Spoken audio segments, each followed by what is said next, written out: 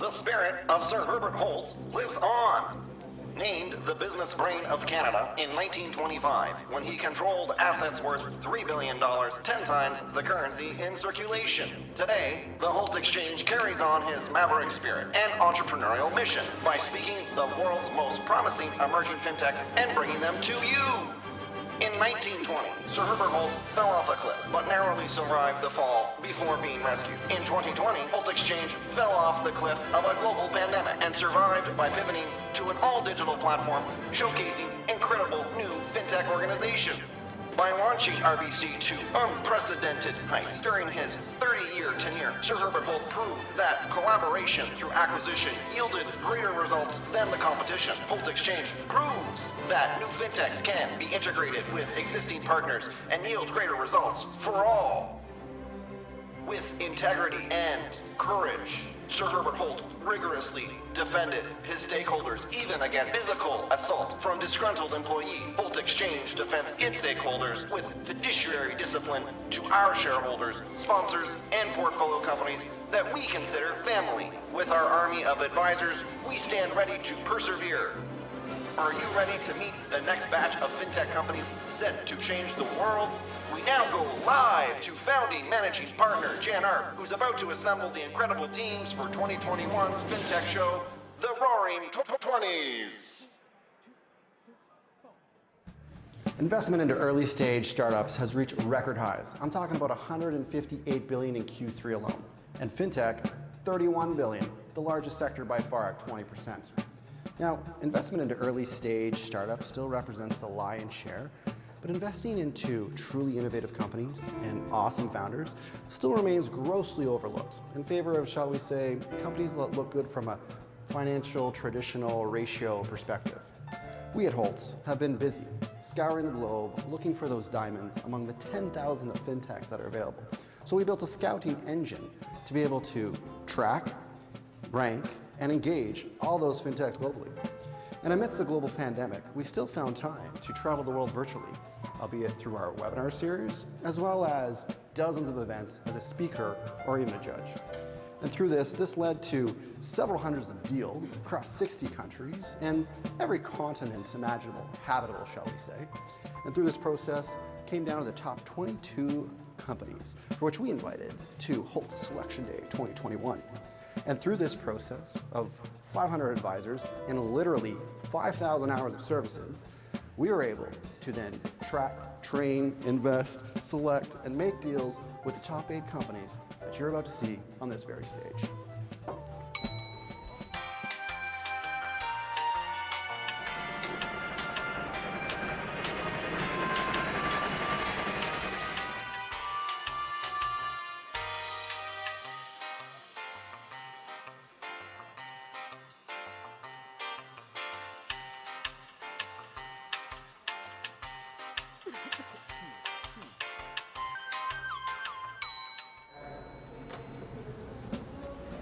It's been way too long since our fintech community has been able to come together in person. In fact, I think the last time this occurred was a pre-COVID era. Now, our companies have been working tirelessly during this time, and they really are the best of the best. And they are super excited to showcase all the amazing work that they've done today. So, I just have one last question for you. Are you ready?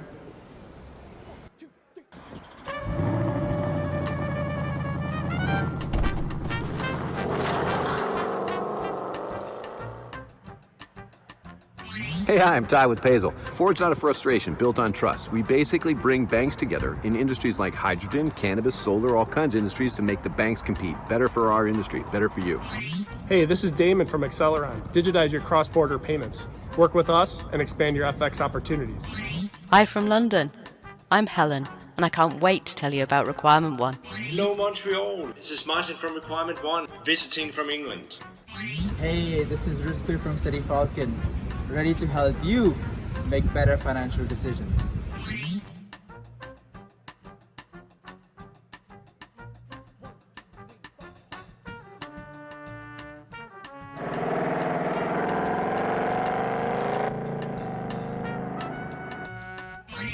Hi, I'm Stacy. And we're with DigApply. Anti-money laundering compliance simplified. Greetings from Minnesota, land of 10,000 lakes. I'm Jason Bond.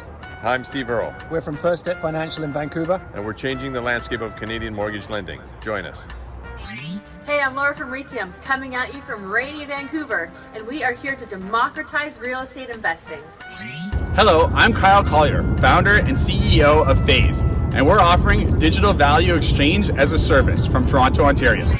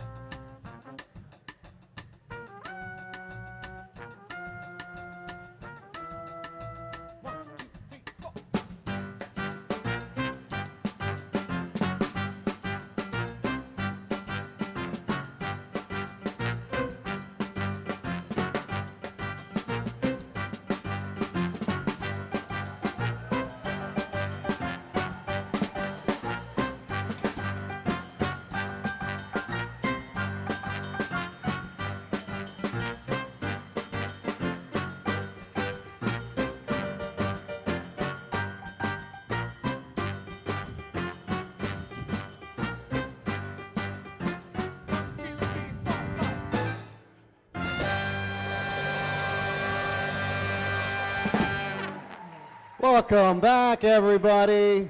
Ladies and gentlemen, welcome to the Holt XChange 4th annual world-famous Fintech Show, the Roaring 20s.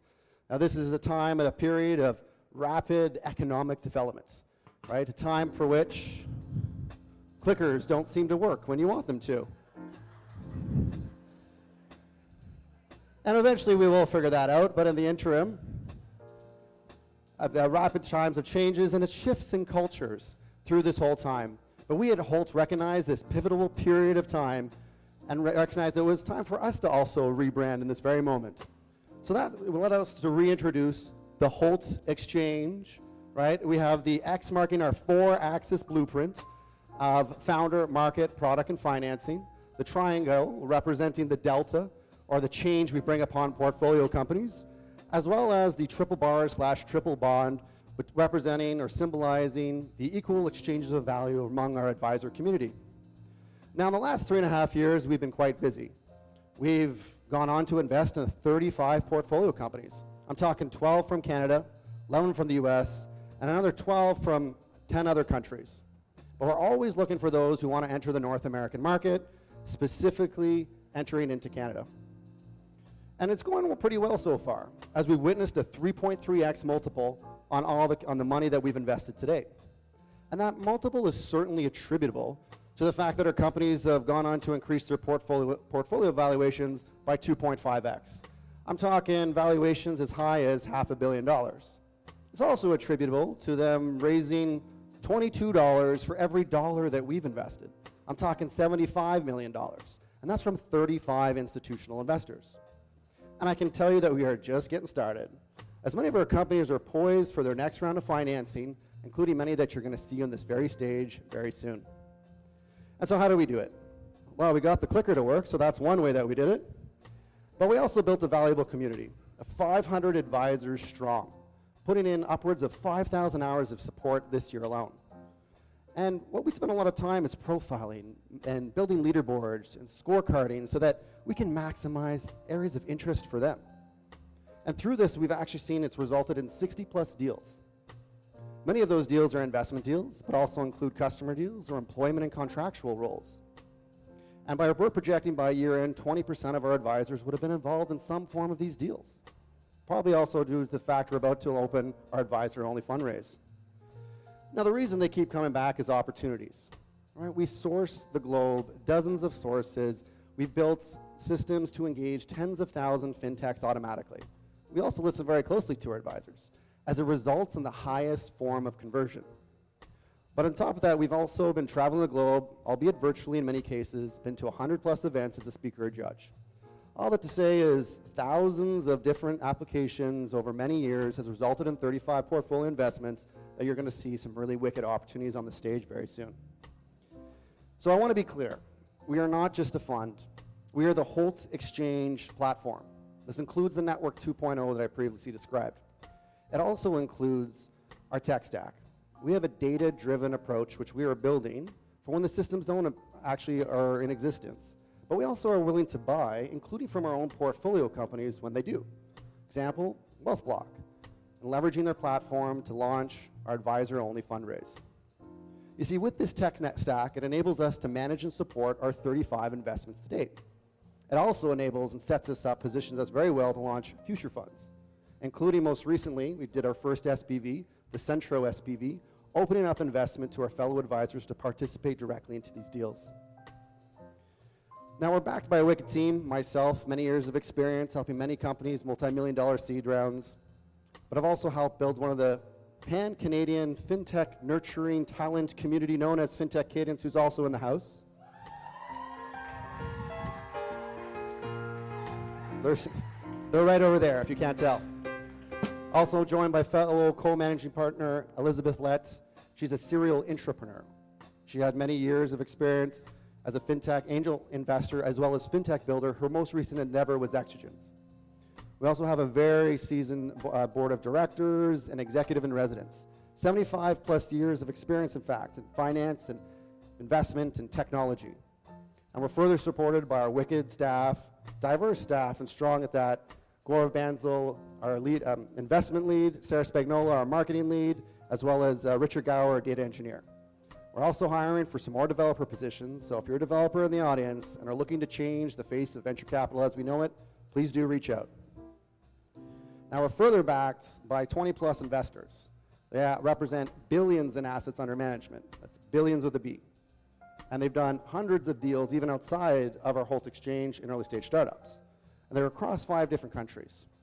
They've been incredibly valuable for us, and matched with the fact that our advisors requested the ability to co-invest alongside us, we decided to open up our advisor-only fundraise. So with that, I'd actually like to bring up our next guest. She was actually someone who was an advisor at first, who then invested, and went on to join the ranks of Holtz. Ladies and gentlemen, let's put our hands together for fellow managing partner, Elizabeth Lett.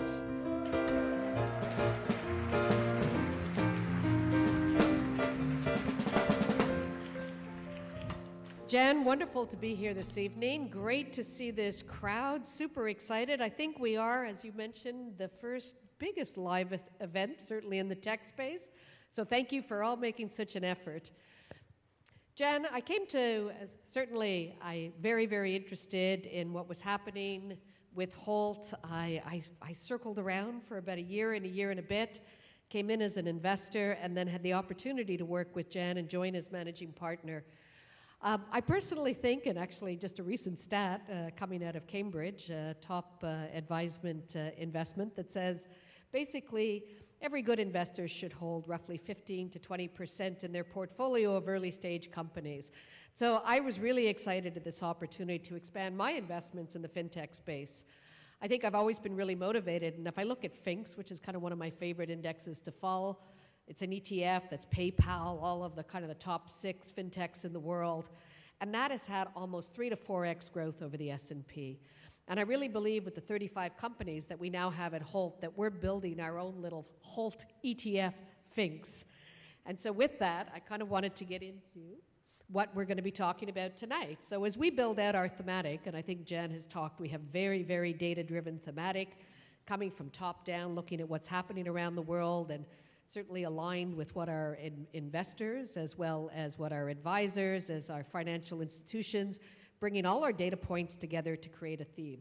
And so with the first, I'd like to start, really we're based on, I guess really the key themes of finance in our life, and with I Save. And one of the biggest challenges today is certainly saving for retirement.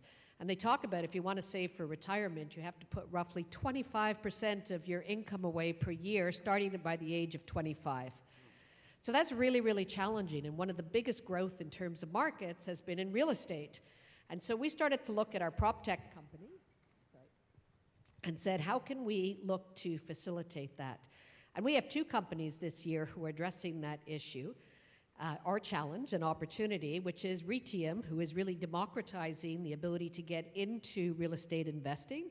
starting with $100. And our second company, First Step Financial, which is even looking at a broader issue, which is the fact that most millennials trying to get into the housing market, key, solid credit rating, good income, are locked out because basically in order to come up with a down payment for $1 million plus home. And they have a great strategy in order to provide those opportunities and unlock those opportunities for Canadians. The last one in the iSave is City Falcon, which is a really, what I consider to be truly democratizing access to information in the financial services space. So really making what I consider some of the most sophisticated information news now available to the DIY investor. I think part of the next space is really looking in terms of where we've seen significant hurdles, certainly coming from the fintech side of understanding all the compliance regulations and changes and ongoing of those regulations. And we've made 2 investments this year. One, Requirement One, which is really providing worldwide information monitoring on all updated compliance change, so that ability for organizations to be informed as well as see new opportunities with these changing regulations. We also have Digiply, who is providing a complete, what I call, compliance as a service platform that we're super excited by. And then as we move really into what I consider a core component in the iTransfer section, where we have 2 companies who are very much involved solving significant financial pain. So if I look from the Payzel side, challenges in frontier finance, and Todd's going to definitely entertain you with hurdles that he's experienced, certainly as somebody who has had an organization in what is considered to be a frontier industry, cannabis. And so he has definitely looked at what those hurdles are and is putting together I'm going to say a challenger bank in order to be able to overtake that. And finally, tonight, we have what I consider to be really something that impacts all of us if I look at financial exchange and the effects impact of everything that we buy really now is a global system. And they have developed in terms of a real-time effects exchange that they're offering today to over 200 plus banks in North America. So really excited to have them on board. And finally, I think, being as a woman up here with Jan, one of the things that we do look for and we certainly recognize is the importance of diversity. And we see it across the teams, and we've got, a great mix of talent. And it's not just really about playing a numbers game, it's about really, really paying attention to what the individuals are saying and the different perspectives that they bring to light. And I can say it's really a pleasure working with Jan and the team because we do bring that diversity to light. We do bring the different opinions and the different history. And I think that's certainly why this organization is just so incredibly successful today. So thank you, Jan, for that opportunity.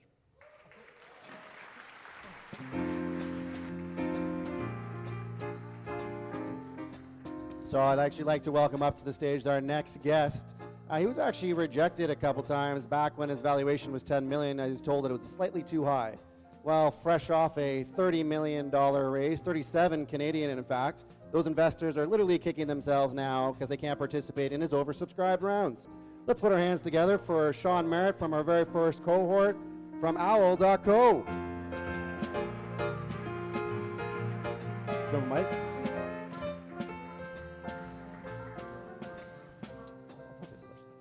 Sean, it's fantastic to see you. Great being here. You as well.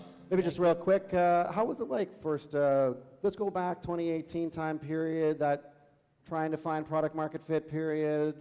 Take us back a little bit and maybe working as we got to meet you and work with you along the way. Yeah, I mean, it's always very difficult, of course, for any seed company. We don't know what we don't know. We're trying to make ends meet. So I think 2018 when we met, Holt was incredibly valuable in helping us meet anything. I think our seed investors, the 2 VCs that led our seed round, we met through Holt. We met some incredible customers that we ended up signing, such as Fairstone, and bolstered some of our relationships with future customers. That was great. Awesome. And we will get Fairstone up there as well right after. But, you know, there was a lot of momentum we noticed around his round at the time, right? So we do multiple rounds of grading. I can assure you that you can see the momentum. It's a real thing. By watching the grading points, you were upper echelon, top 10 percentile of the ones that we reviewed, beating average score by 50% on average. Okay, so that was back then, so maybe it was a little indicative, but, you know, time goes forward, and then you got to pivot. What was the pivot like to where you are now? So the pivot, so you're absolutely right. I mean, we had momentum. We had, you know, over $1 million in sales, even pre-seed. And the momentum, you know, kind of, we felt that the momentum would plateau if we had not pivoted. And it's always a tough conversations to have with your team, with your VCs. You know, you've been selling this story that, you know, this company is great because it's, you know, we were originally a KYC tool. And then to go back to all of them and say, you know what, that vision, we have a better one, and we need more money. So that was, that's always a difficult conversation, but we plowed through. Awesome. Well done and well deserved at that too. Maybe just one final thing. What can the audience expect here tonight? Magic. I think, you know, I pitched here 3 years ago. Things were a lot different. I was pitching for a $9 million valuation. But as most of you know, we just closed our Series B at, you know, over a $250 million valuation. So, so a lot of you VCs here tonight passed on my $9 million round.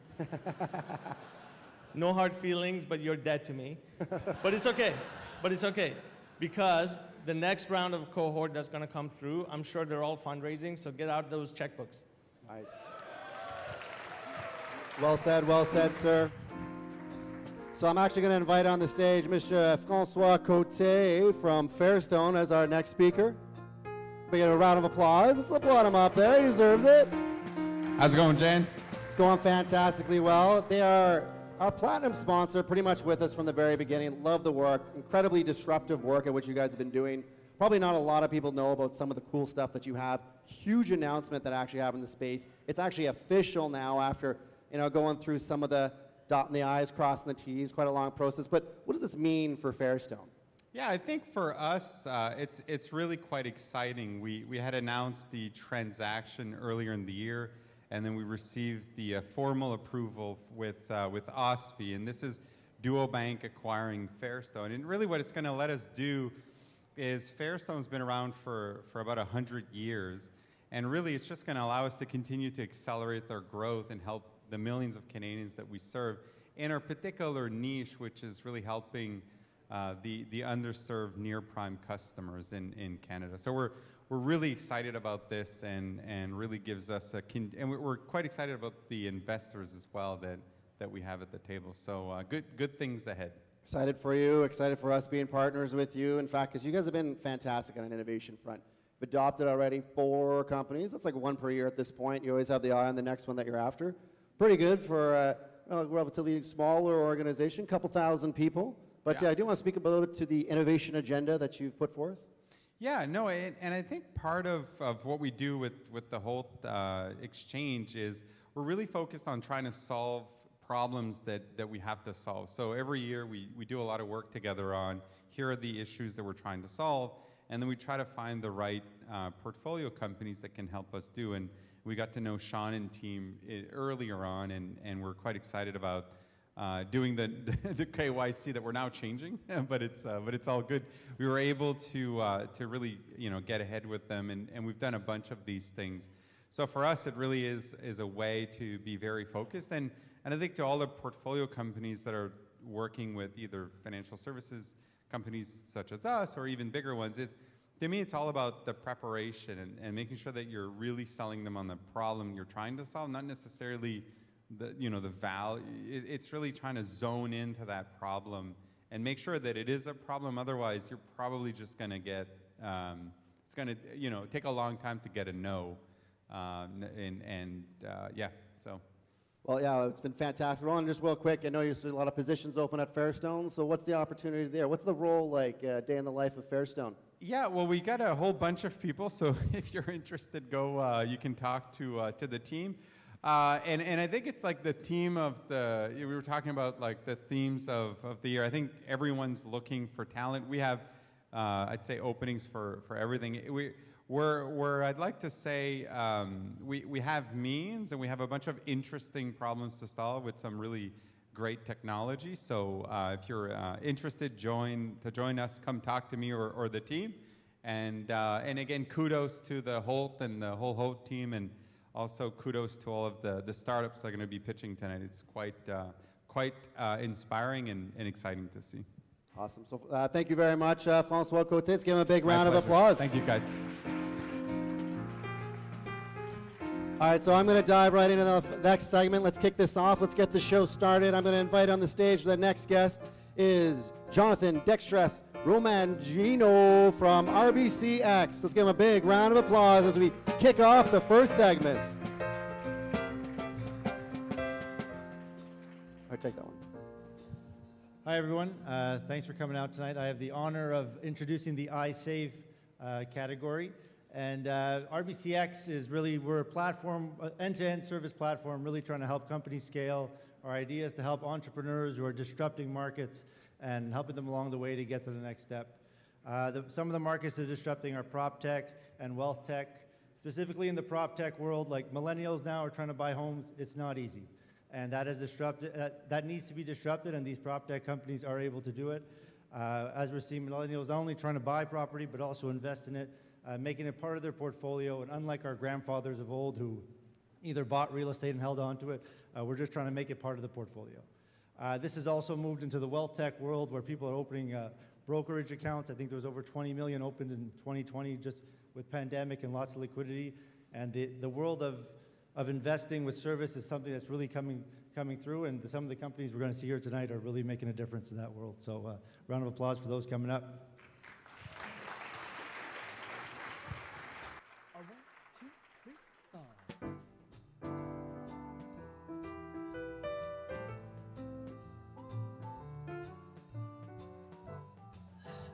Retium are disrupting one of the oldest and most established markets in the world. Retium removes the barriers to one of the most aspirational goals, which is investing in and owning real estate, and it's allowing for it to feel like a more inclusive experience.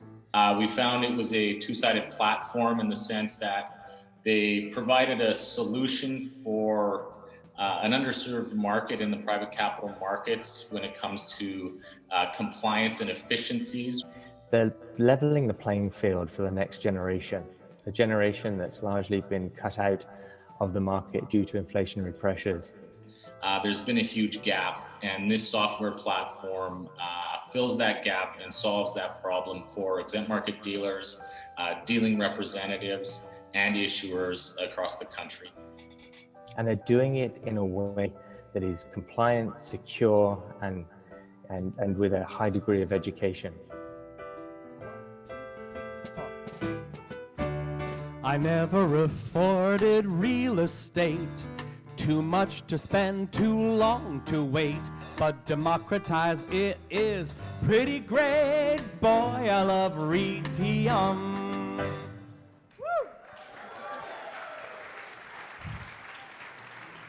Hi everyone, my name is Thomas Park. I'm the CEO and co-founder of Retium. I'd like to introduce my two co-founders, Michael Mall, he's our CTO. He has 9 years experience in leading tech teams. Laura Forte is our COO, and she's 12 years in operations. I've been a realtor for the past 17 years, and I've sold over $500 million worth of residential real estate. Everyone loves to talk about real estate. I've spoken to hundreds of thousands of people over my career, and what I've learned is owning real estate is aspirational. Everybody wants to own it, but not everybody can afford it. So what is the problem? Buying a home or an investment property is extremely difficult. It's expensive. You have to have a large down payment. You need to have good credit and make a decent income. For these reasons, this has excluded the majority of the world's population from buying and investing in real estate. Real estate is the largest asset class in the world, totaling $280 trillion. And here's the secret. There's $3 trillion of sleeping capital coming from global millennials, seniors, and developing countries that's never been able to buy or invest into real estate until now. Retium is a blockchain real estate marketplace where everyone can be a real estate investor, starting with $100. Investors will be able to start their real estate journey and share the rental income and appreciation through fractional ownership. In 5 easy steps, you can go from creating an account, loading your wallet, viewing and investing in properties, receiving your dividends, watching those properties appreciate, and selling your investment at any time. We're really proud of building a diverse range of real estate offerings on our platform to allow every investor to build a truly diversified real estate portfolio. With advanced search, with everything from location to return on investment, we give investors everything they need to know to make an informed decision. The Retium platform uses a 6-step rigorous process to vet all of the projects on the platform. We only list great projects on the Retium platform. We use distributed ledger technology because this is one of the strongest records of ownership, the easiest and fastest way to transfer assets, and the best way to audit and enforce compliance.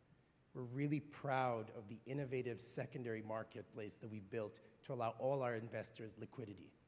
We know that liquidity is one of the biggest problems in the private capital market and the real estate investment industry at large. This is one of the things that makes Retium stand out from its competition. It's free for anyone to invest in a property. The average cost to raise capital in the private markets is 7 to 10%. Retium charges 3 to 5%. Our white label solution for exempt market dealers, private issuers, and dealing reps digitizes their entire back end, which massively reduces costs. Since February, we've processed $14 million through our white label customers.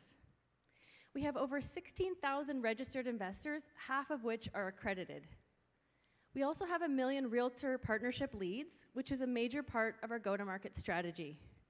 We are currently listing $45 million of properties in the next 12 months, which translates to $450K in revenue for Retium. Our advisors have been an incredible support to us. They come from Blackstone, TikTok, private equity, go-to-market specialists, and security blockchain lawyers. We are lucky to have them all.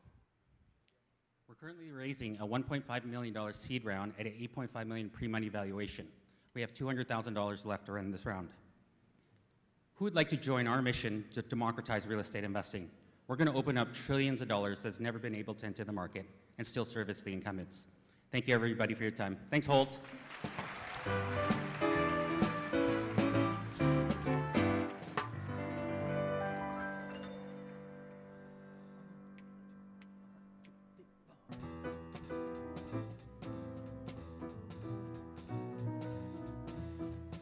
What I think is unique about City Falcon is their ability to access billions of data points, provide sentiment analysis across sectors, instruments, geography, as well as scouring social network feeds, paywall publications. They've been able to create a platform that provides easy access to data, which derives actionable insights towards better investment decisions when it comes to portfolio management. Well, I think there is a need as we basically are more and more involved in a digitalization environment to filter information in an efficient, highly qualitative way. And with the utilization of big data, AI, and NLP, it allows them to democratize access to financial content. It allows the end user to personalize it. And with the ended analytics, it allows users to make informed decisions and conduct thorough research, which is delivered in real time in 50+ languages. If you're new and you don't know who to turn to, and all the data's full of tricks, trust City Falcon picks. Every sector, every stock, every market, you need our data in your mix. City Falcon picks.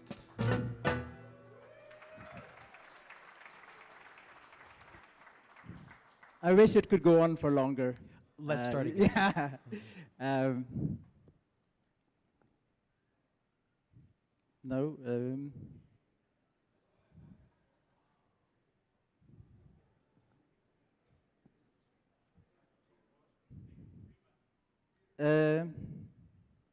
What do I do? Sorry.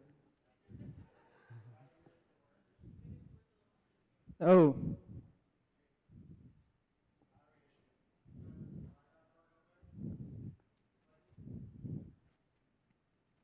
Oh, yes. Hey, all right. Okay, let's get to the serious stuff, okay? At City Falcon, we aggregate and curate financial content, okay? And it's not as boring as it sounds. So let me share you the experience that you have today. Do you remember music cassettes? And you remember how you used to fix it as kids? This is the status of financial content today. A lot of services, the incumbents are super expensive. The experience are really poor. If you're tracking something like Bitcoin, Tesla, there's a lot of content. If you're looking at the long tail private companies, there isn't enough. And this is what we are solving. How are we doing this? We rock. All right. Let me explain to you how. Squats is good for you, right? Yeah. So ACDC, A, we aggregate content. This is external content, just like Google does. Internal content, like you have emails, internal research reports, all of that. C, we curate that using machine learning, natural language processing, and other automation. D, we distribute using API and other newer technologies. And C, we create consumption experiences for our clients and users. This is how we rock. Yeah. So let me give you some use cases. Push notifications. Yes, nothing great. Everyone does it, right? But imagine personalized push notifications.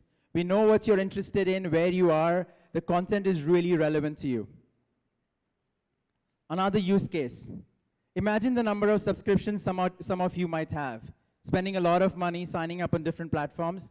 At City Falcon, we are building Spotify for financial content. Pay us once, and you have full access to all of this content. No further subscriptions, no advertising, no clutter, and everything loads in milliseconds. You can even have offline reading on your next flight.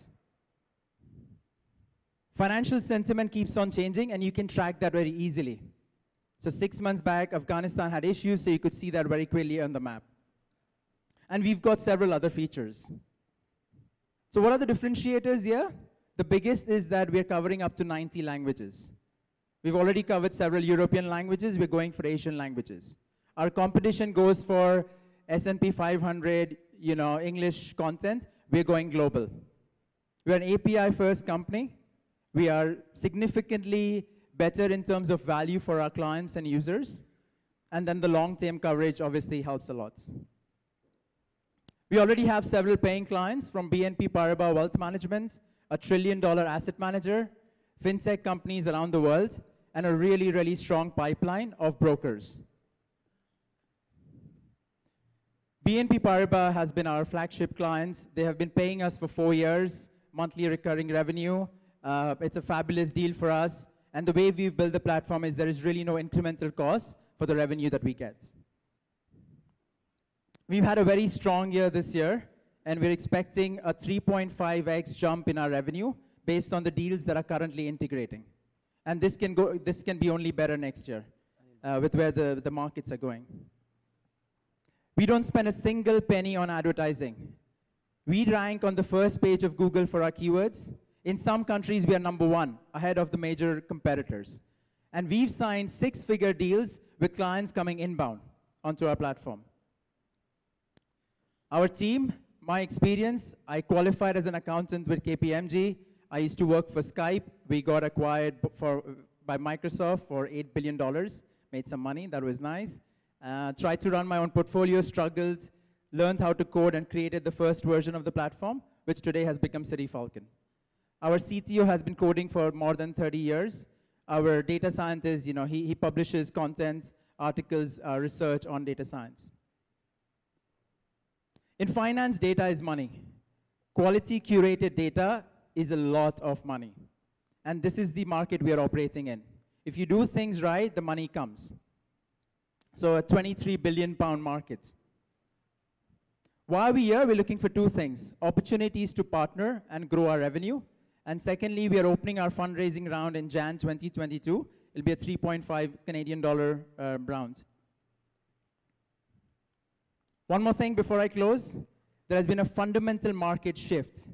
In previous lockdowns, we saw people indulging into video games, videos, porn, music. Now it's stock markets and crypto. We've never seen so many people, 50 million plus people, wanting to invest in risky assets. At the same time, we're seeing several financial institutions all over the world, everyone wants to offer brokerage services in stocks, in cryptos, everything else. This is going to be a commoditized market. And companies will look for ways to differentiate. And with City Falcon, you are able to do that with quality, curated, and personalized content. Thank you.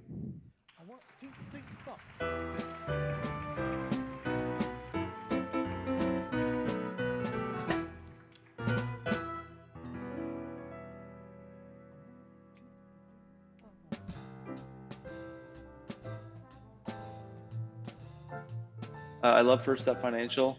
They are definitely fitting a market void in Canada and are able to provide opportunities for everyday people and the general population to have access to real estate. Home ownership in Canada, I think, is north of 75%. I think it's everyone's dream to own a home at some point. It's very much as a Canadian dream. It's a game changer. I mean, it's allowing people to not have to, dish out hundreds of thousands of dollars in order to enter into a home. The founders have tremendous success in what they're doing before. They are seasoned veterans and excellent entrepreneurs, and no doubt they will be successful in this organization and excited to work with them. There is no competing product that they're coming out with. I think it solves a very, very specific niche market within the Canadian marketplace, and I've got a lot of high hopes for them.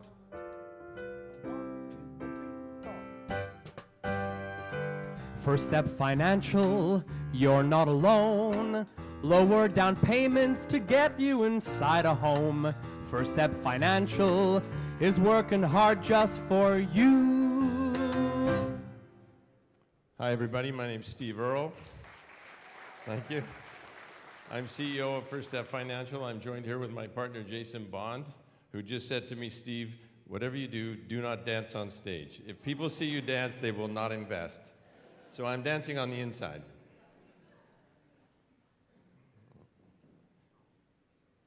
Now, there are hundreds of statistics that confirm we are in a housing crisis. These two in particular resonate with me. 75% of the people, of thousands of people, 75% wish to buy a home but are unable. They are creditworthy, they are high earners, but they are obstructed. What makes it even worse is most of those people on average are paying almost $800 a month more for their rent than they are for a mortgage, or would for a mortgage. That's crazy. We all know it's crazy. Now this financial dichotomy, however, creates a multi-billion-dollar hole in the Canadian residential mortgage market that First Step intends to fill with our unique product. Now, it's a great business opportunity, but that's not why we're doing it. The reason I'm doing it is because I've been my customer. Now, I'm 120 years old, but I remember being a young man with a young family in a costly rental house and watching desperately as housing prices skyrocket much faster than my earnings could keep up. I know the pain of my customers, I know their stress, and I want to alleviate it for thousands of people, including many people in this room that are trying to enter the market. First Step was founded to create impact. The fact that we add value and make a lot of money in the process is a win-win. Now, desperate home buyers are our end users. They're our customers, but they are not our target market. They are not our sales channel. We target mortgage brokers, the 18,000 mortgage brokers across Canada who need a tool to attract more customers, yes, but more importantly, to serve the customers they already have but are losing. Now, we can't control housing prices, but we can control how people pay them. And that drives our solution. Very simply, we offer a unique first mortgage not offered by any other lender in Canada. We call it the Access 90 Mortgage. We offer 90% financing on homes between $500,000 to $2 million. We don't require mortgage insurance. And within our mortgage, We have a unique payment structure that lowers the payments to that of an 80% mortgage.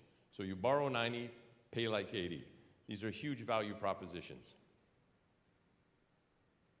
So how do we create the savings? Well, within the mortgage, a portion of the mortgage, the majority of it, is an interest-only structure. The balance is principal and interest. So there is amortizing, but savings are created. We're the only lender in Canada, as I said, that offers it. It is offered in other countries in the world very successfully. And the reason other lenders don't do it, our moat perhaps, is that institutionally regulated institutions rather, are not allowed to. And private lenders don't have to. Perhaps I could say they're too greedy to. Apologies to any private lenders in the building. So our business model is de-risked because we pre-sell our mortgages to institutional investors at a premium before we originate them.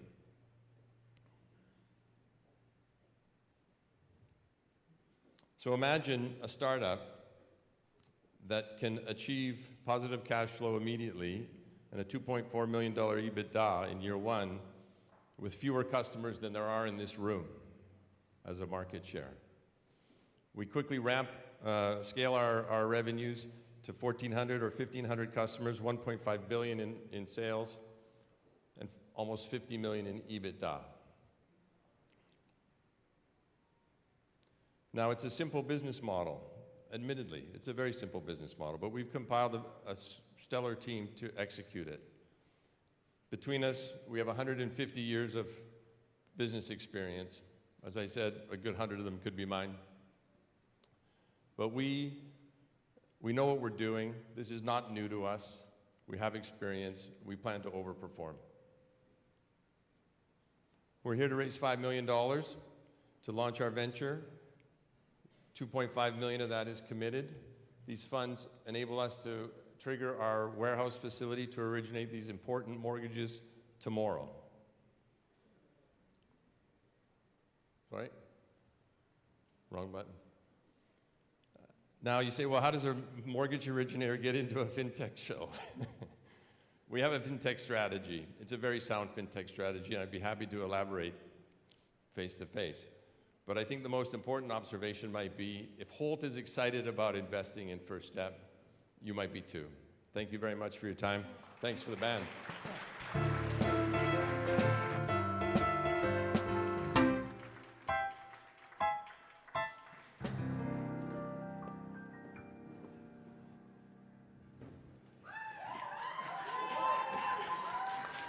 Hello, everybody.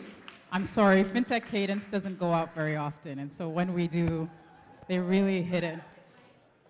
Okay, I cannot do squats in my heels, so I'm just gonna try my best. There we go. Perfect. How's everyone doing tonight? Good, I'm glad Fintech Cadence. Hi, everyone. Hello. Perfect, my name is Layala Hadi. I'm the Executive Director of Fintech Cadence. For those of you who don't know who we are, although I see a lot of familiar faces, our organization focuses on three main things. The first thing is education around fintech. We try and ensure that we support academia, university, and also the corporate world in understanding what does the fintech landscape really look like, what are the trends, and how they can get involved. The second thing that we do is we support early stage startups, although I say that with an asterisk since I've heard that everybody is really supporting early stage startups, but we'll say we support early stage startups. And the last thing we do is we work directly with financial institutions such as Desjardins to support their innovation internal strategies. And I'm really excited to be here today to be presenting and opening the I'm Protected section. I think we've seen in Canada over the last years, the Canadian regtech startup world is really growing very, very strong. We're starting to create a name for ourselves globally. But not only that, I think it's ad nauseum at this point to say that what's happening with the digitization increase of the digitization, that there's a lot of need for digital identity, and technologies such as mobile ID and facial recognitions are really pushing all of that component forward. And we highly recommend that you guys take bets on KYC and AML fintechs that are really supporting FIs with their processes as well. Anne-Marie? Bonjour. Bonjour à tous. Bienvenue à Montréal. So I'm Anne-Marie Duprat. I'm a tax partner at MNP. MNP is a accounting, tax, and business advisor. It's the biggest firm in Canada serving private clients, and we're very proud to be involved in the technology industry. We have lots of clients in that, and especially in fintech. And as she was saying, there's a lot of excitement around regtech, and especially compliance management and information security, as you will see in the next few moments. Thank you. Thank you, everybody. Merci.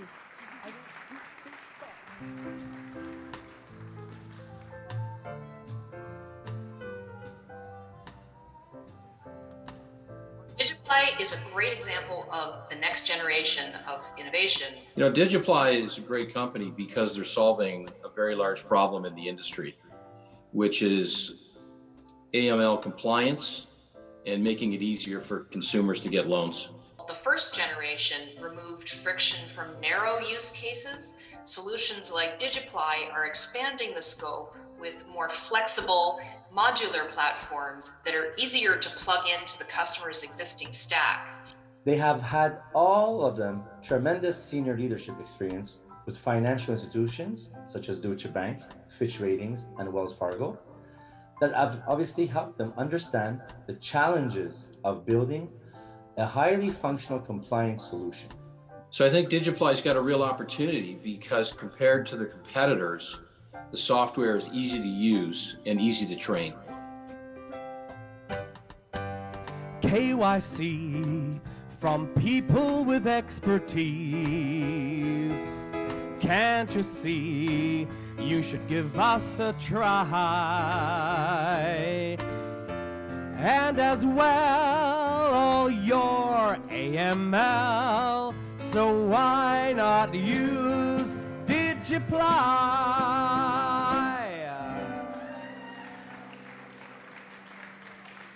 Jeff's going to start, but I just have to say, Steve, you were told not to dance, you're not going to get an investment. I was told I had to dress up, or I'm not going to get an investment, so here we are.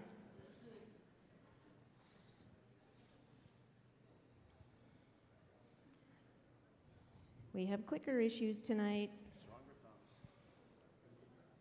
I'm pressing hard, I'm pressing hard. Squats, right, Resba? Squats? We need to lose the gloves.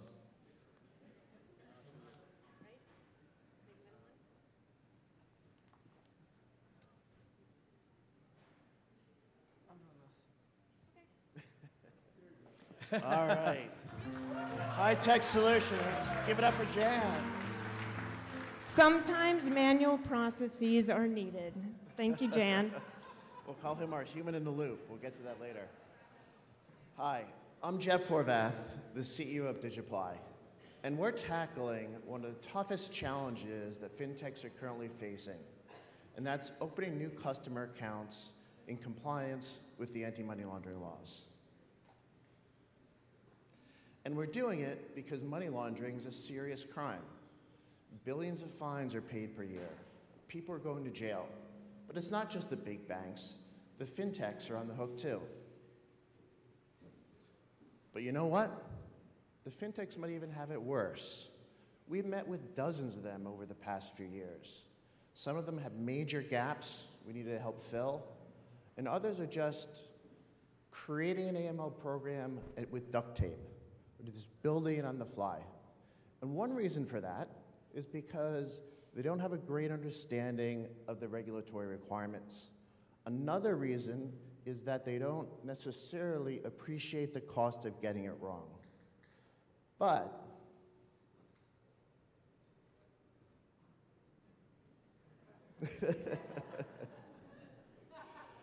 yeah, that was me. Clearly Kickler again. So they ended up with patchwork solutions. And I want to take you back to a time where I suffered from a patchwork solution. I was working in Deutsche Bank in Germany. In my office, the German federal police came busting in with guns, battering rams. My colleagues were taken off to jail. They were accused of concealing evidence. Turns out they weren't concealing evidence. What happened is that the bank's systems and processes were so complex, they just couldn't find the information they needed. And that's the situation we're in now. There is a situation where there are a lot of vendor tools out there in the market, but they're patchwork solutions. They're only solving part of the problem.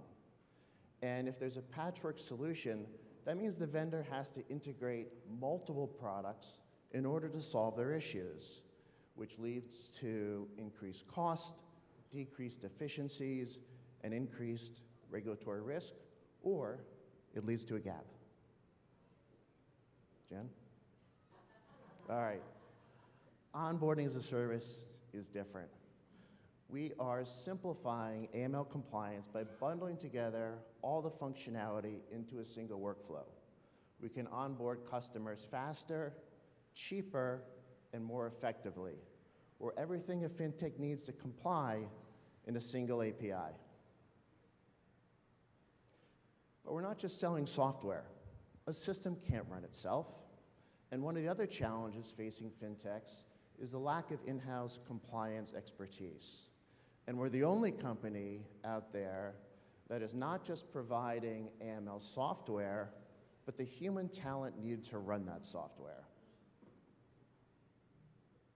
Jan? And you can see that we have an extremely experienced management team that's well positioned to give the fintechs the support they need to succeed. Stacy? So where are we today? We've completed our MVP, we've signed 4 clients, and we've got 150 others that we are in active discussions with, and we've got at least another 400 that are in our pipeline. Go ahead, Jen. So how are we building our pipeline? We're doing it through a combination of direct outreach and working with partners such as banking as a service providers, consultants, lending platforms. And we'll turn these leads into revenue through a mix of both monthly subscription fees and also per customer onboarding fees, which is a variable fee. Go ahead. And the target market for our initial target market is huge. We're focused on the US, small to medium size fintechs and banks. Go ahead. To capitalize on this opportunity, we're raising $1.5 million with the goal of acquiring 18 clients over the next 12 to 18 months with an ARR of $2 million. So, who wants to join us on simplifying anti-money laundering?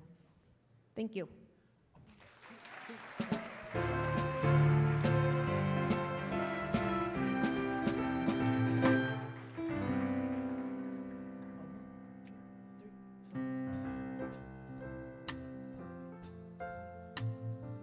Requirement one solution is kind of unique because there is no other competitor that exists on the market as far as I know. I think what's compelling about requirement one is that it offers an app-based platform for streamlining the regulatory compliance management process. I think the solution requirement one provides is extremely relevant in this time, as we spend a lot of resources trying to stay on top of everything that is changing, in particularly in payments and financial services. The practical application of artificial intelligence to identify, assess, and target regulatory changes is really a potential game changer as well. Once again, they have a true competitive advantage.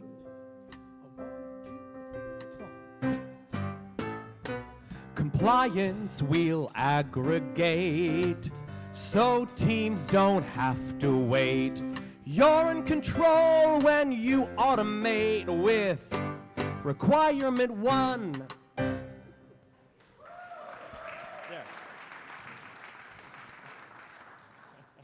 Good evening, everyone. We're Requirement One, and we're supercharging compliance professionals to get more done or reducing organizational risk?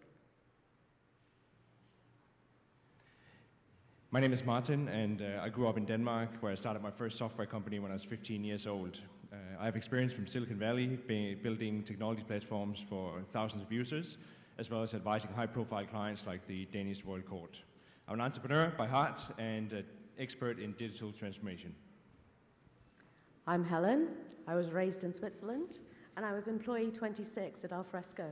They're an open source software company recently sold to Highland for $700 million. At Requirement One, I'm the voice of the customer. If you belong or are any regulated financial services firm today, you're obligated by law to track any regulatory change that applies to your products or services. These updates are buried on many different websites as PDFs, web pages, Word docs, etc. They're also the updates are coming from more than 900 regulators worldwide, resulting in upwards of 1,000 updates per day. Missing any of these updates introduces significant organizational risk and cost. But getting the data is only the first step. When you've got it, what do you do with it? 86% of employees blame compliance management and ineffective communication for workplace failure. Yet 90% of organizations are managing compliance using manual processes and standalone systems at huge risk and cost.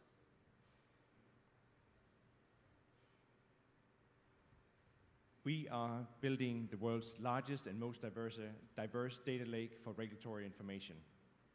We do this by picking up regulatory developments in real time and transforming them into a common format so that they can be searched, filtered, and analyzed in any language.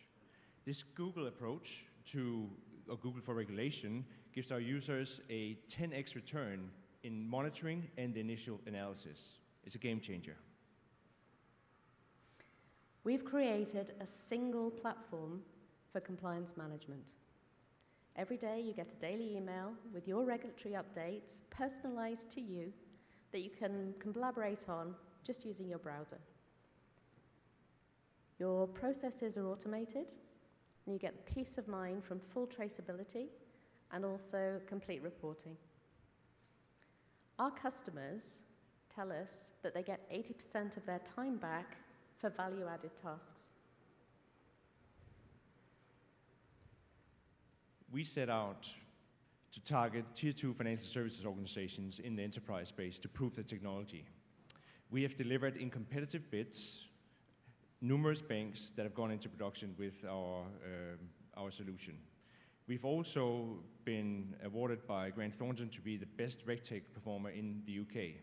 We've entered into a partnership with Grant Thornton for multiple European countries.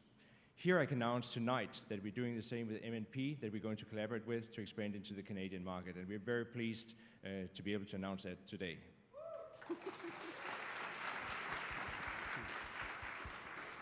But the best is yet to come, because what we're going to do is that we're going to monetize the world's largest regulatory data lake with integrated collaboration, and we're going to do it using a highly scalable and very profitable business model.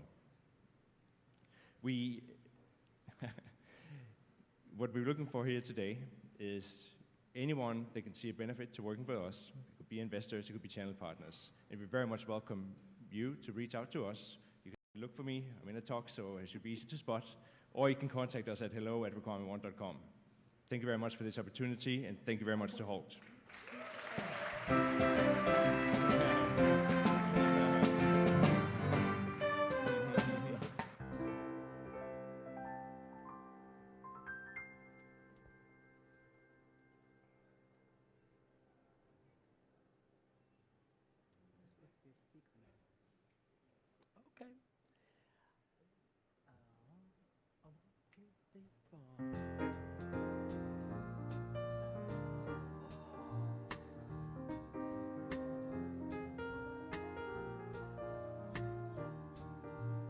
Hello.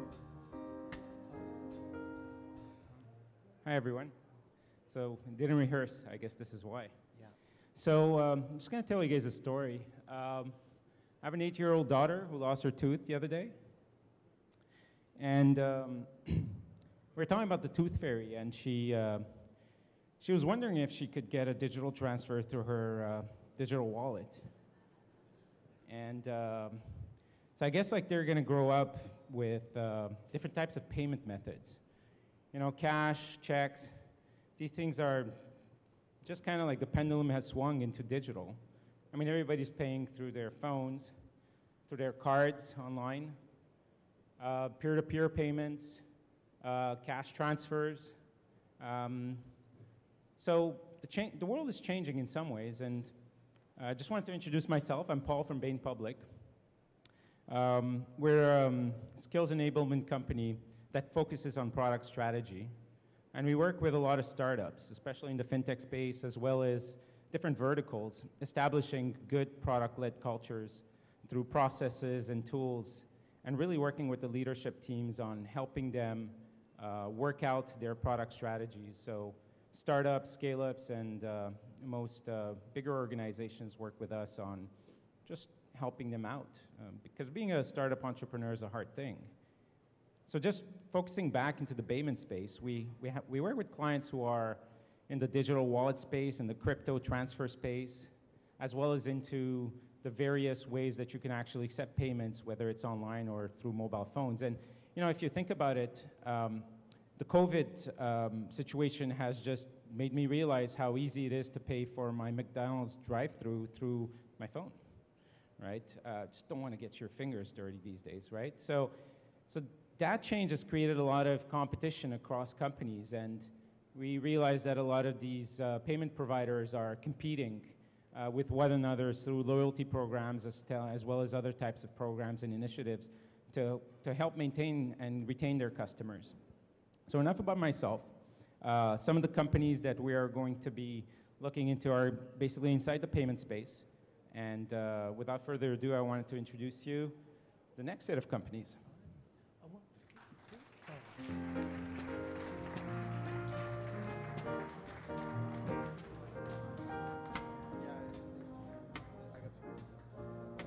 I'm very excited for Payzel because they are creating a pipeline of new financial partners to also the new up and rising industries that are currently very underserved. I first got involved with the founder, Todd, who is the CEO, and was really impressed with the depth of management, the experience that they had. Payzel is really there to provide access to capital in frontier asset markets like cannabis. The reason this is so important is that these asset markets in particular are often frozen out of the credit markets. The founding team had a number of successful exits as well, and I think they're really serving a need for the higher risk clients that are having a hard time finding banking.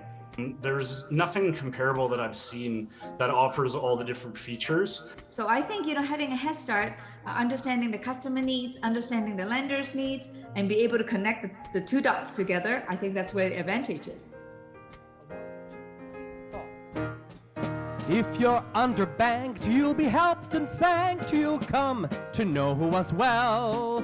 You'll be helped by Payzel.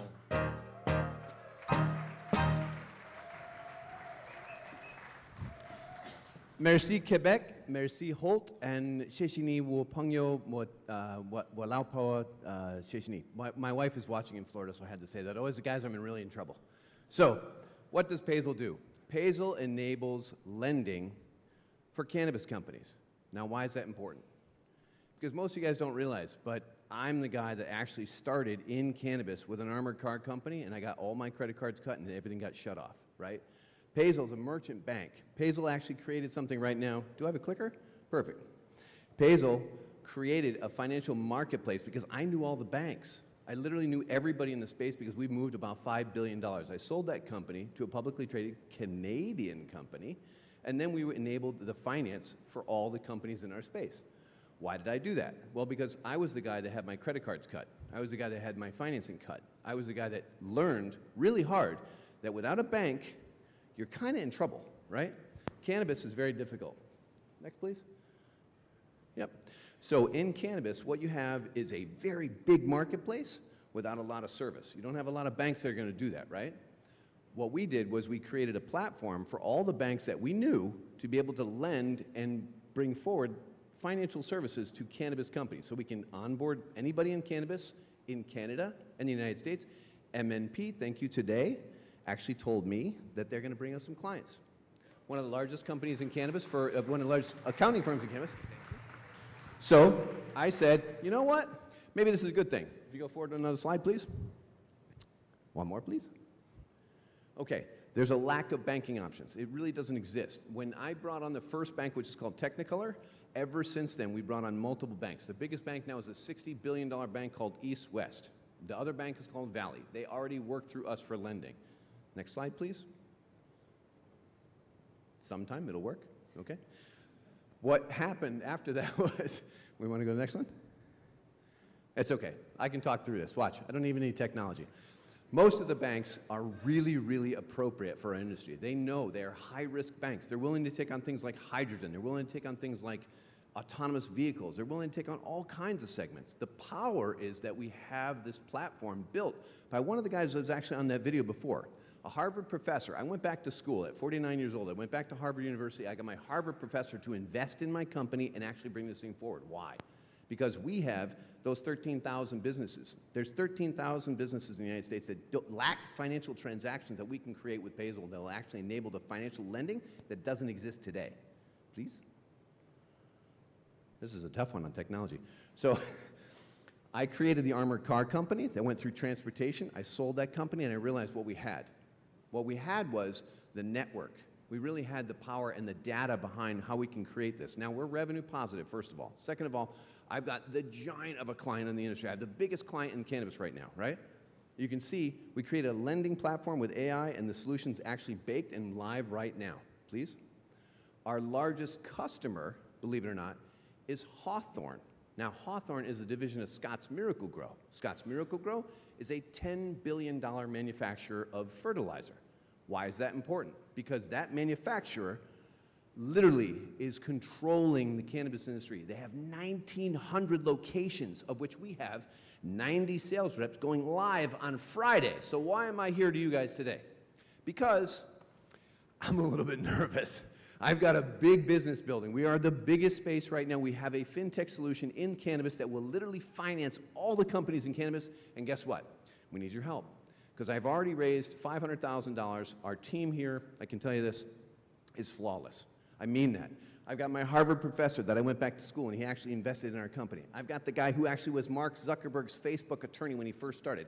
I got the guy from Weedmaps, which just sold for $500 million. I got a guy who is a CEO who's been publicly in private traded banks for the longest time.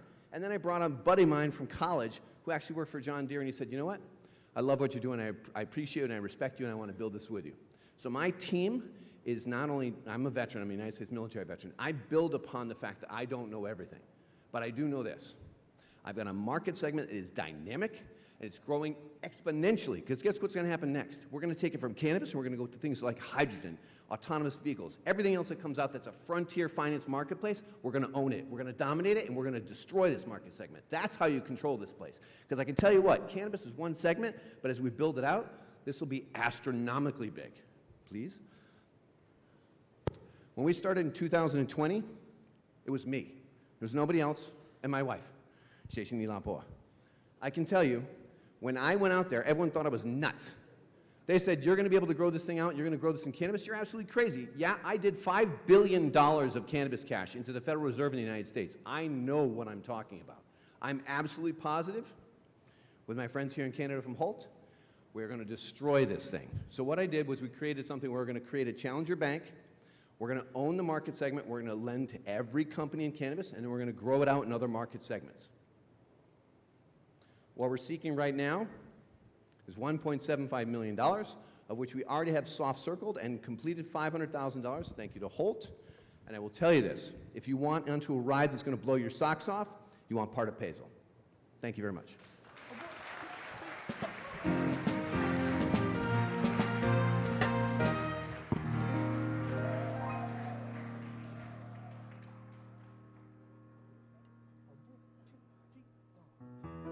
And what I really liked about FaZe was that they're already established globally with, I believe, 2,500 different brands. I think their product fits a giant need in the market. They've definitely found a niche that is underutilized. End users, consumers, they need optionality. They need to be able to be given different ways to get paid, right? Or to receive money. And I really think they're the go-between for bringing everyday shopping into the digital technology arena. And they're different and unique, and I think that they're disruptors in the sense that they have built great partnerships, and they have the ability to send this money in real time. Kyle himself as a founder is top class, and excited to work with him, and I have no doubt that he'll achieve whatever he's trying to achieve and be a successful entrepreneur. A fluid marketplace for rewards and so much more. It's Phase for sure. Our API has options so galore. Start today. It's Phase for sure.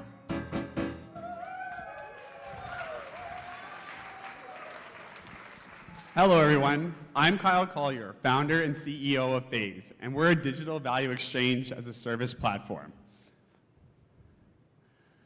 No luck. Wishful thinking, wishful thinking.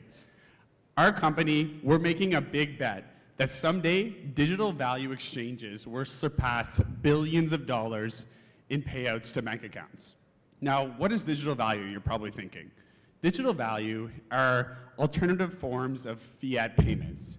So things like digital Visa cards, payouts to your mobile phone, cryptocurrency, and non-fungible tokens.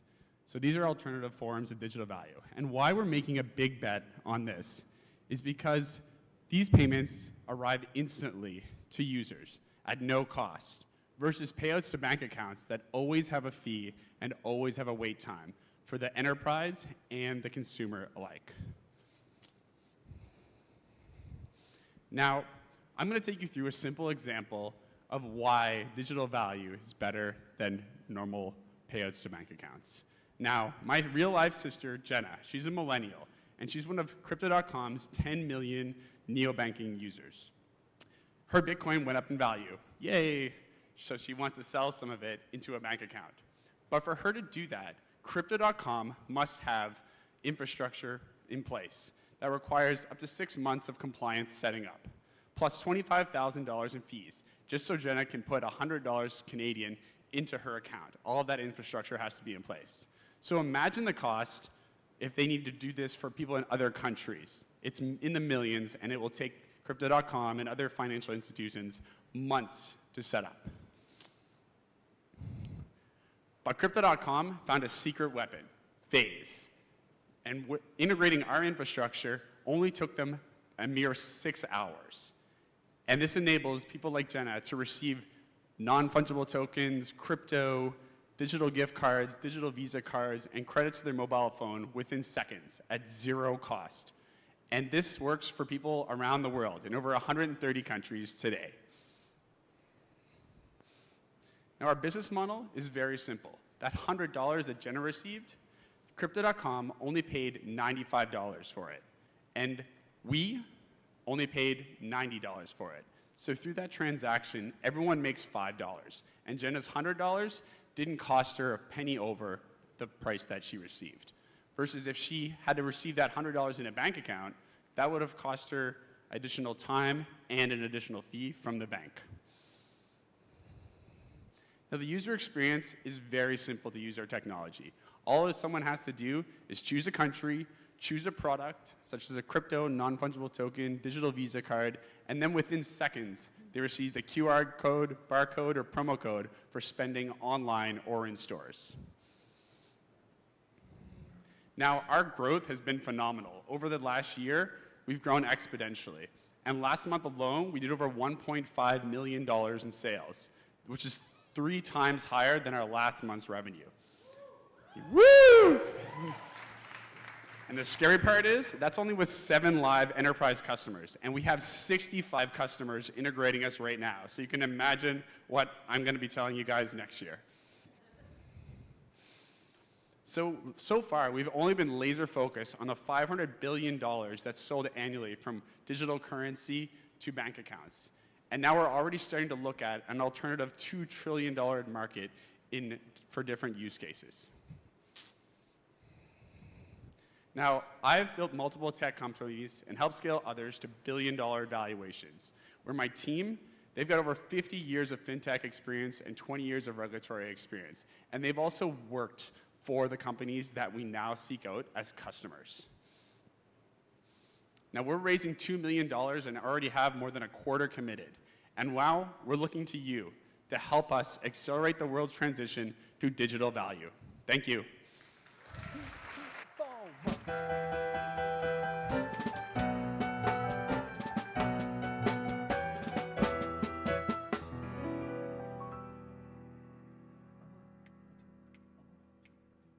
They're tackling an interesting problem that a lot of small businesses face around remittance. And what's unique about it is that it has multiple liquidity providers that bid on every single transaction that flows through a bank's payment system on the cross-border payment side. PeopleHedge has built a smart solution for banks and credit unions of all sizes and is focused on the correspondent and FX sector. And also at the end of the day, they get a great FX rate by eliminating all the middlemen. So all in all, they're providing a very unique service to the small to medium business market. I believe Damon and Andrew have tremendous experience in this industry and have built a technology platform that can service the needs of any bank or credit union around the world. A money order, cross the border, do it yourself to gain the edge. Come and be wise, digitize. Come and work with PeopleHedge.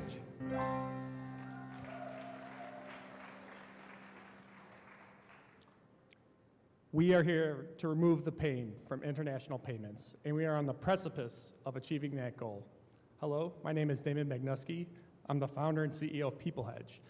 Now, you might see on the screen a different company. It is not a mistake. During our time at Holt, we acquired our authorization to organize as a bank, and as of today, we are Acceleron Bank.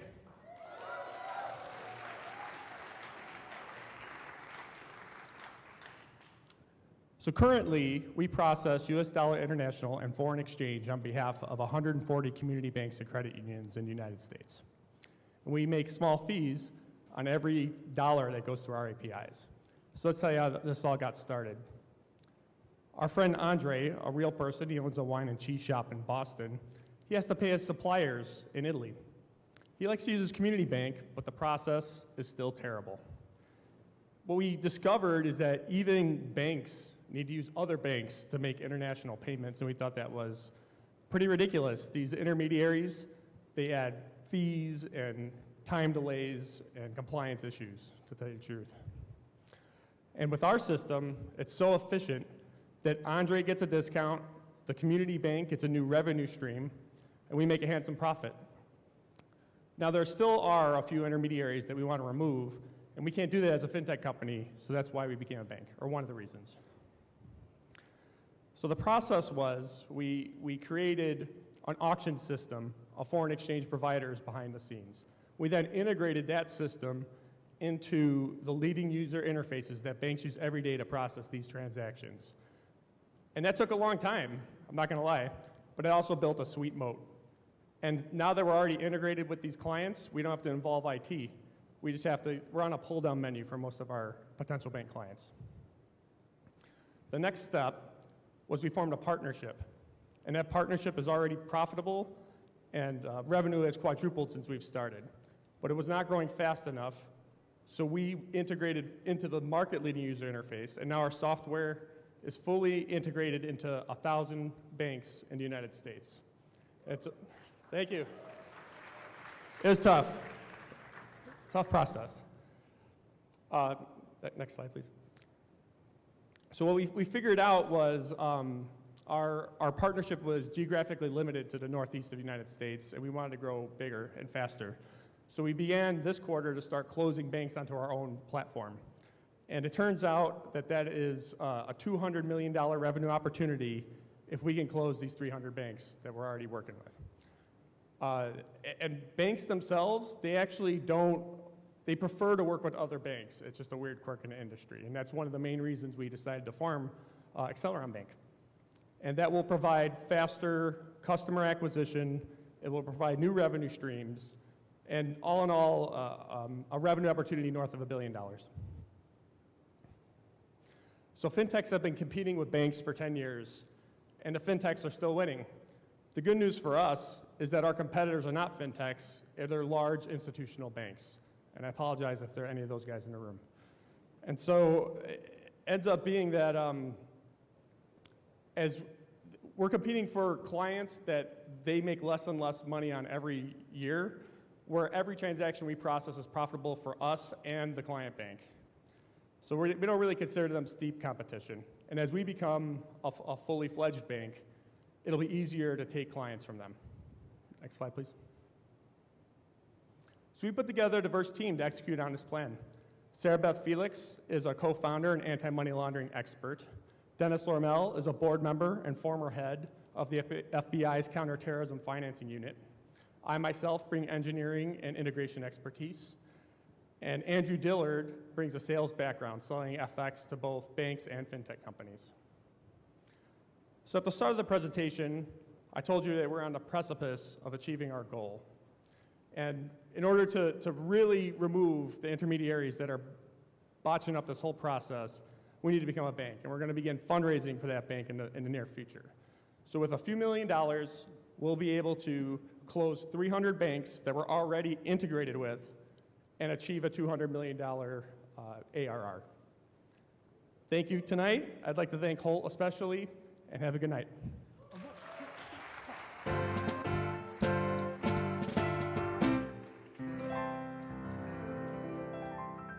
Our portfolio, that is the show, the Holt 2021. I mean, all this fantastic technology, and we still can't get a clicker that works, right? So that was enjoyably, incredibly painful for me upstage, but I'm glad I got to share it with a sellout crowd of thousands of people and live audience as well. So thank you for that very awesome moment. That said, but I do want to take one last moment to thank our advisors. They're always fantastic with us. You know, we do our best to try and get them the best deal flow, network, and have them learn in a fun and engaging manner. But sometimes just saying thank you is a good form of showing your appreciation here. And why say it when you can sing it? Take it away, Nick.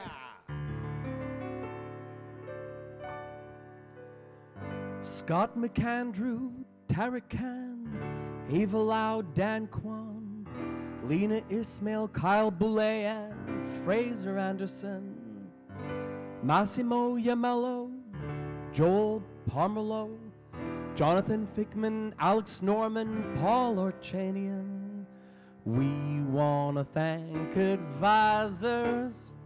Yeah, the world keeps turning. You keep us learning. We want to thank advisors. You run the bank, yeah, so we want to thank you. Oh, 1, 2, 3, 4. Kevin Fairs, Bez Naney, Buffy Duke, John Harvey, John Zainab, Rogenaire, Joaquin Miro, Human Turavardi, Hannah Zadie, Somil Jain, Thomas Park, Roy Ko. We want to thank advisors, yeah. There's no surprises, 'cause you advise us. We want to thank advisors. Yeah, you get us through it. You're why we do it. Cedric Comby, Danielle Ferry, Rita Shanley, Layel El-Hadi, Peter Vukanovich, Ron Dalridge, Sunil Costa, Joshua Lawton, Michael Stockard, Francis Cornet, Mark Stoiber, and Nodale, Seb Nevelbrug, and who could forget Braulio Lamb, Peggy Vanderplatch, and Christina Zviaginseva. All right, let's get everybody back on stage. 1, 2, 3, 4. We want to thank advisors. Oh yeah, the world keeps turning. You keep us learning. We want to thank advisors. Yeah, you get us through it. Yo, why we do it? It's been a fantastic show. One last shout out to all our sponsors. Fairstone, always great to have you along with us. We had MNP recognizing this year, RBCX, new logo, new brand, love it very much. Bain Public, thank you for stepping up in that last minute. A little bit awkward, we got through that. BDC, Jonathan Shannon, we definitely owe you a drink or two for that one. Holden Bahamas, Holden Trestle, everyone's been fantastic. Fintech Cadence is also in the house. Yeah, they're still here. Show may be over, ladies and gentlemen, but the fun has just started. Let's stick around and let's have some drinks, everybody.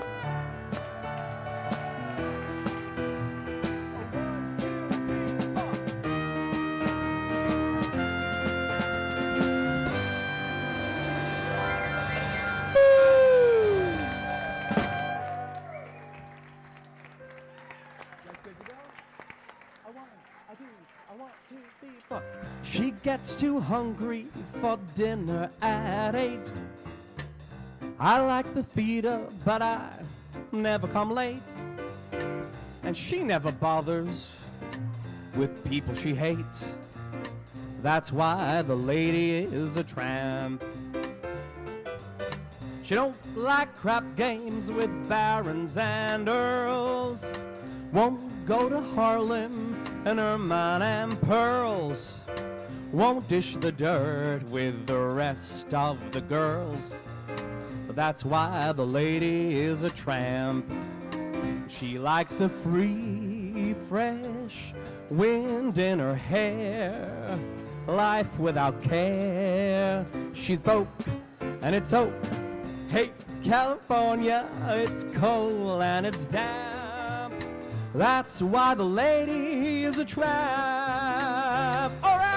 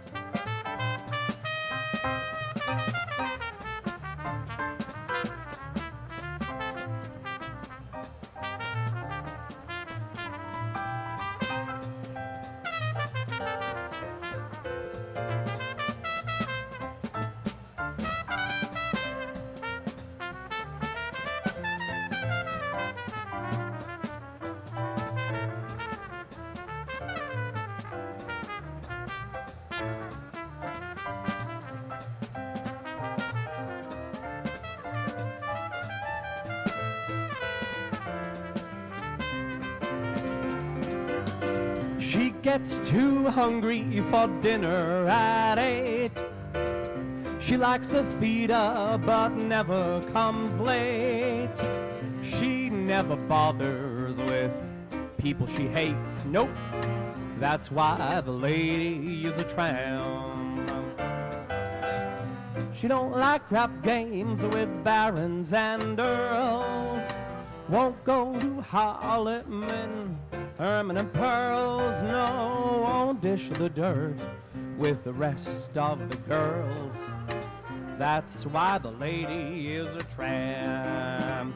Oh, she likes the free, fresh wind in her hair, life without care. She's broke, yes, so it's California, it's cold and it's damp. That's why the lady, oh, that's why the lady, that's why the lady is a tramp.